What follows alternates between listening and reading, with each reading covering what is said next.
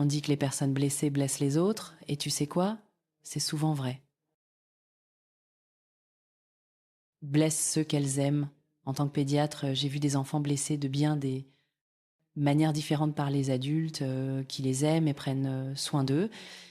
C'est pourquoi je suis toujours en train de parler aux aidants des moyens de prévenir les traumatismes infantiles et de partager mon expérience clinique. Dans ma pratique, je dépiste les ACEs ou expériences infantiles défavorables et je fournis des soins sensibles au traumatisme. J'ai également rejoint un groupe incroyable appelé Creating à Resilient Community Network en Floride centrale pour aider à prévenir et guérir notre communauté des traumatismes. En tant que facilitatrice, j'anime des ateliers sur les ascèses, la résilience et la guérison. Et j'ai même dédié un chapitre dans mon nouveau livre, le livre de parentalité High Five Discipline, pour sensibiliser aux ACS et pour assurer que la manière dont les parents disciplinent ne soit pas une source de traumatisme pour leurs enfants. Maintenant, lorsque je rencontre des enfants qui ont vécu un traumatisme et que j'explore leur famille, je vois souvent des générations d'adversité comme Brian et sa petite sœur Sarah, à un si jeune âge. Ils avaient déjà vécu des expériences liées à leur mère, aux prises avec une addiction, passant de foyer en foyer. Elles vivaient désormais avec leur grand-mère maternelle, elle-même marquée par des traumatismes passés. Elle croyait fermement que ce dont les enfants avaient besoin quand ils faisaient des bêtises, c'était une discipline à l'ancienne. La discipline, vous savez, fessée, cris et humiliation, mais rien de ce qu'elle faisait n'améliorait leur comportement. Brian était à l'école primaire et en venait déjà aux bagarres étiquetés hyperactifs et perturbateurs en classe.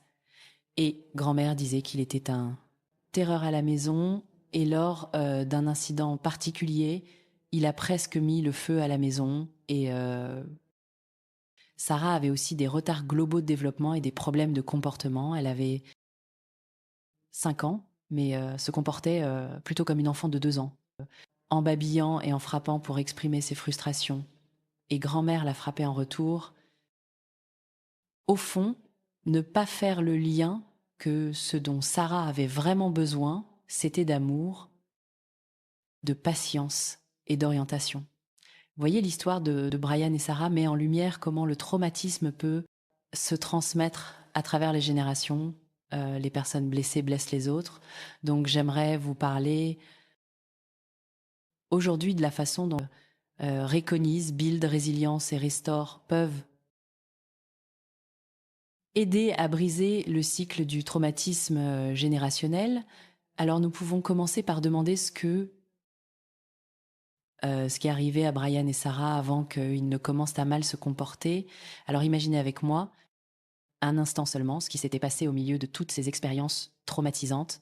Expériences à un niveau microscopique. Leurs petits corps ont subi un traumatisme prolongé, des traumatismes répétés avec très peu d'attention bienveillante et protectrice.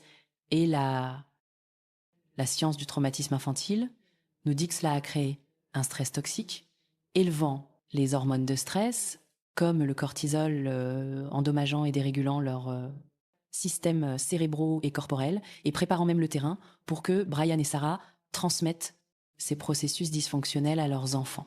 Maintenant, nous pouvons expliquer certains de cette transmission intergénérationnelle du traumatisme via l'épigénétique, c'est-à-dire l'étude de la façon dont nos comportements et environnements peuvent provoquer des changements qui modifient la manière dont nos gènes s'expriment. Chacune de nos cellules dans notre corps contient des gènes qui contient notre code génétique ou plan directeur pour tout notre fonctionnement. Et il y a des interrupteurs chimiques au-dessus des gènes qui peuvent s'activer ou se désactiver en réponse à l'environnement, créant des altérations affectant le fonctionnement des gènes.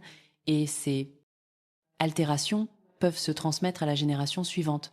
Par exemple, nous savons que les mères ayant subi un traumatisme présentent des modifications épigénétiques appelées méthylation de l'ADN qui est associé à des niveaux plus élevés de dépression et de SSPT.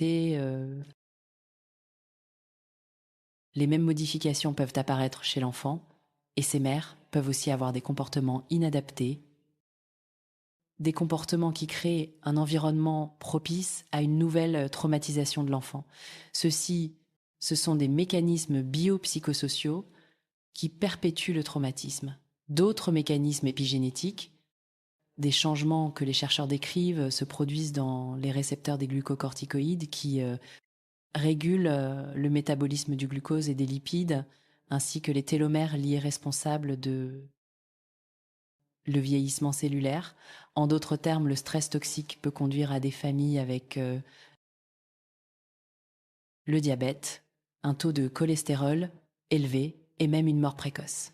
Il est donc logique que nous guérissions et protégions ce qui nous arrive afin que les effets à long terme du stress toxique ne atteignent les générations futures. La bonne nouvelle, c'est que nos cerveaux peuvent se reconfigurer, tout comme nos corps. Guérir et que les changements épigénétiques sont réversibles. Nous pouvons avoir un impact positif sur la façon dont nos gènes fonctionnent et nous pouvons surmonter l'adversité pour créer un avenir prometteur pour les générations à venir. Alors, comment faire? Au lieu de transmettre la douleur, devons transmettre la guérison, reconnaître, développer la résilience, peut aider à briser le cycle du traumatisme générationnel. Reconnaissez les symptômes du traumatisme que vous pourriez ressentir.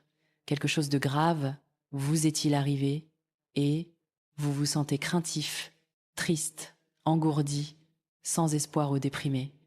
Ressentez-vous de la panique, de l'anxiété, vous sentez irritable ou en colère? Ressentez-vous que vous avez besoin de quelque chose pour vous calmer? Trouvez-vous difficile de terminer la tâche en cours? Votre concentration a disparu? Vous auto-médicamentez-vous pour soulager votre douleur? Arrêtez-vous là, car ce sont des symptômes de traumatisme. Reconnaissez-les, puis demandez de l'aide. Trouver un thérapeute en santé mentale qualifié peut aider à traiter les symptômes du traumatisme. Les thérapeutes peuvent fournir des interventions centrées sur le traumatisme, telles que la thérapie du cycle, enfant-parent, ou la thérapie cognitivo-comportementale centrée sur le traumatisme pour vous aider. Gérer vos pensées et émotions, changer les schémas et comportements inadaptés et développer des stratégies d'adaptation positive. De plus, le mouvement oculaire, la désensibilisation, le retraitement ou le MDR peuvent aider à réparer les blessures en aidant le cerveau à se concentrer et à retraiter les souvenirs traumatiques. Et le second R est la résilience. La résilience est simplement la capacité à surmonter l'adversité et vous pouvez renforcer la résilience en s'entourer de systèmes de soutien. Cela peut être votre famille ou des amis ou une personne importante. Cela peut être votre thérapeute et un groupe de soutien ou même votre famille d'église et votre pasteur ou un coach ou un enseignant. Avoir des relations saines peut fournir une connexion sûre, stable et nourrissante, ainsi que des expériences positives dont votre cerveau et votre corps ont besoin pour bien fonctionner. Trouver aussi un sentiment, avoir un but et pratiquer la gratitude peut aider. J'aime partager une histoire personnelle sur la manière dont la résilience fonctionne. Enfant, j'ai vécu diverses formes de traumatisme, mais ce n'est qu'une partie de mon histoire, car j'ai eu beaucoup plus d'expériences positives durant mon enfance. D'expériences, j'ai été élevée par une communauté de personnes qui m'aimaient et me soutenaient. Ma façon d'être était et reste ma préférée. J'étais un excellent élève, j'étais très active à l'école en pratiquant des sports. Je jouais dans la fanfare, je chantais dans la chorale à l'église et à l'école.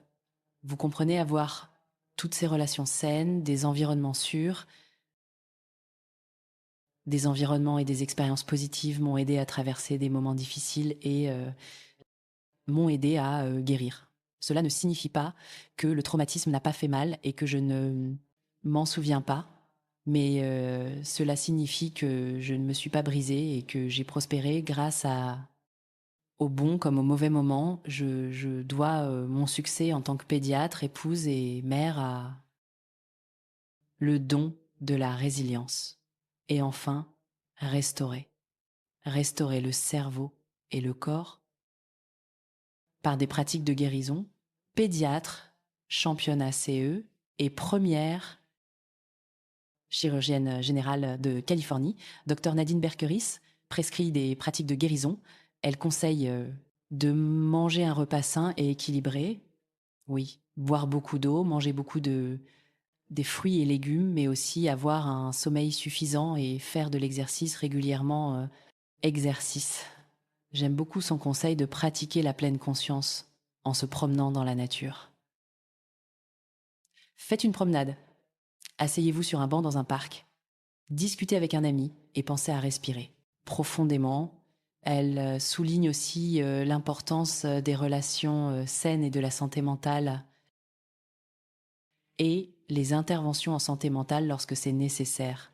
Reconnaître, renforcer la résilience et restaurer les 3 R agissent ensemble pour réguler un système de réponse au stress dysfonctionnel et renforcer les pouvoirs de guérison du cerveau et du corps.